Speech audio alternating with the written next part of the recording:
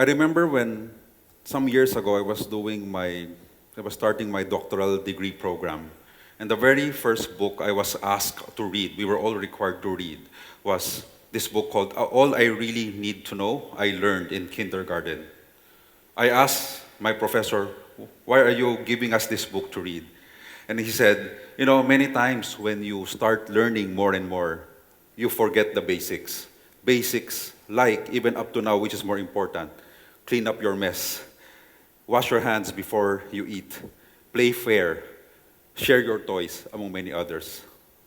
And because of that, when I read the book, I found out that the higher I move up and I learn more, I realized that the basics are very important. And that gave me my inspiration for my talk this afternoon. All I really need to know, I learned from K-pop. Mind you, I do not like K-pop at all. So I will tell you already, I find K-pop fans very weird. And however, there are 3 instances that gave me this paradigm shift on how I look at K-pop. Note that I am a marketing and advertising person. People pay me because I drive video views to their videos. I gave them a lot of likes on Facebook. And my goal is to really hype up what they have on social media and on YouTube. I already know the formula. Put a nice-looking person on the video, speak in English so you have a global audience, and I know all the rules. However, in 2012, there is this one interesting person who, out of nowhere, got into a Guinness Book of World Records 1 billion views. And he defied all the rules and all the formulas. He didn't look nice. He sang in Korean. No one understood what he did. He didn't know how to dance. He just danced wildly. But he got 1 billion views. And I began thinking, what happened to the rules that I have set, or the rules that we have set in generating all of these interests and views online? The second paradigm shift that I have was that because every Christmas, my youngest daughter, Ellie, very predictable, I'm always Father of the Year because I know what to give her every Christmas. Robux, the currency of Roblox. For 5 years, I would give her Robux, and she would say, "Thank you, Daddy, Merry Christmas," and he would kiss me on the cheek. Last Christmas, I gave her a lot of Robux, and he said, "Thank you, Daddy," and that's it. And I said, "What? No kiss?" And I said, "I don't like Robux anymore." I said, "What do you want?" "Album." I said, "Album? What do you mean album? I thought your generation, all your photos are already digital. You don't have an album." Right? And I said, "No, K-pop album." I said, "Okay, fine, go buy one." And that created a habit for her. She was buying albums every time we go to a mall, right? And each album is around 2,000 pesos. So I became so curious, what is inside this album? And then when I opened it, to my horror, it is just a CD. I thought CD is outdated. At the same time, you see pictures and stickers, and that's it. I said, "That's 50 pesos in Divisoria. Why are you spending 2,000 pesos for this lousy thing, right? I mean, it's nice colored, box and package, but it's not worth 2,000. But then I realized something is amiss. The final awakening for me was that last March, I had a very important meeting in the office, and I gathered my entire team, and we were doing a very serious planning session. And when the clock struck 3, all my people just stood up and said, "Sorry, boss, I have to go." And one stood up and the other, and everyone started standing up. I said, "Yeah, I have to go also." I said, "What's happening?" Right? And they said, I have to bring my daughter. I have to bring my son to the Philippine arena. And I said, "Why?" Because he said, "Born Pink." I said, "What's Born Pink? Is it a concert for gays?" And I said, "No, it's Blackpink." I said, "Okay, I've heard of Blackpink, right? But what's the fuss?" In fact, I said, "Are you going to watch?" "No, we're going to camp outside in the parking lot because we have to bring my daughters and our sons there." And when the next day, when I went and opened the news feed, I realized it was one of the biggest, Guinness Book also, biggest indoor concert. And so many people were there, 50,000 people. And at the same time, if you look at the fans who were there, they're massive, they're shouting wildly, they're really hardcore. I said, it's a cult. It's not even a concert anymore, or it's a call to where people would, I would assume that if a K-pop idol would say jump, everyone would jump, right? And I would, I then begin to realize that for me personally, I would be lucky to have 15 seconds of my daughter listening to me, but they would take on 15 hours just to watch YouTube again and again, all of these videos, right? Chanting something that I don't even understand. And that was why I began to realize that something is amiss, something is happening. This K-pop phenomenon is already changing the Philippine landscape. In fact, if you understand the psyche of a K-pop, right, they're a very different breed on its own, right? People judge you. In fact, I was one of those who judged them when they love K-pop, right? You don't mention K-pop because your friends aren't fans, and sometimes I begin to understand why, for many reasons, like girls, K-pop fan girls are single because their first boyfriend is their K-pop idol, right? It's always first, among many others. And there's an entire ecosystem, an entire psychology of all of these K-pop fanatics. And because of that, I started going in and I really want to understand this K-pop phenomenon. What is happening is that when Netflix came out with the Blackpink documentary, I went in and I began to look at beyond the glamour and the dazzle of an artist singing in front and all the lights and sounds, you begin to understand how human they are, the challenges, the emotions, the fears, and everything that they have to undergo. But when it's stage time, when it's dance time, they have to muster up everything, they go in. And because of that, they eventually have my respect. And because of that, I went further and I said, for today, I would like to share with you, because I went through all of the songs of the different K-pop sensations and K-pop groups, and I took a lot of their songs and I began to understand further what they are espousing. And because of that, I begin to also understand why the younger audiences feel very much attached to them. And it's a big question, actually, for me as a parent. Why are our generation of parents losing our touch when it comes to teaching our younger audiences, our kids, and the K-pop idols are the ones who are really resonating to them, who are really talking to them? Let me take you through 8 key lessons that I have learned, 8 songs that I have handpicked, which I felt was very important, that I would like to impart to you. What I have learned from them that I would like to share with you.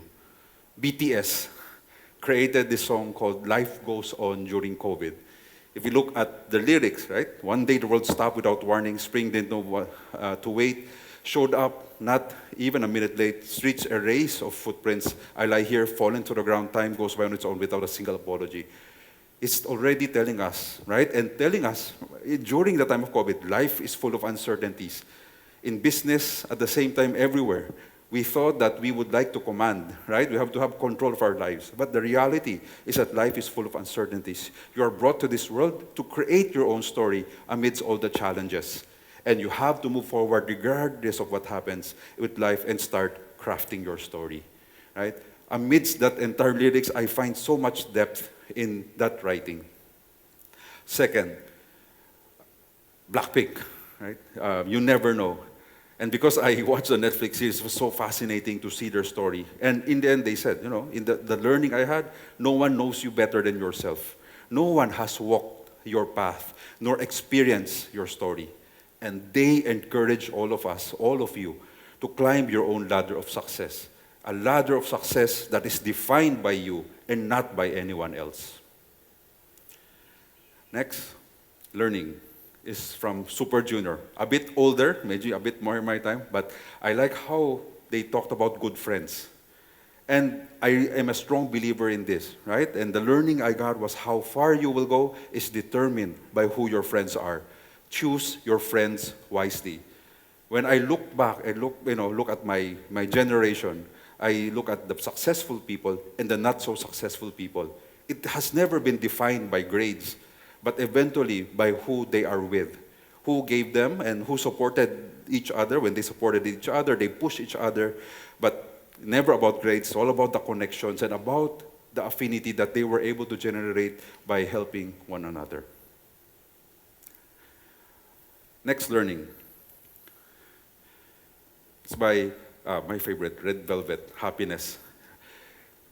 Um, this talks about, they really went and zeroed in and they said, the world will tell you that money and power will make you happy.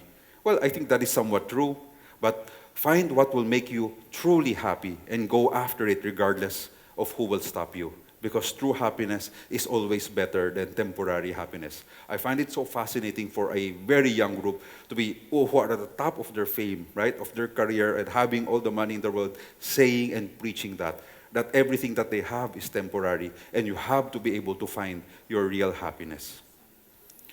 Next learning, Stray Kids, again, one of my favorites because they talked about pacing, right?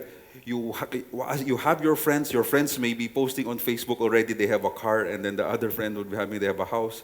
But you have to understand that you should not compare yourself with each other. Each flower, all of you, would shine at your own pace when you are ready.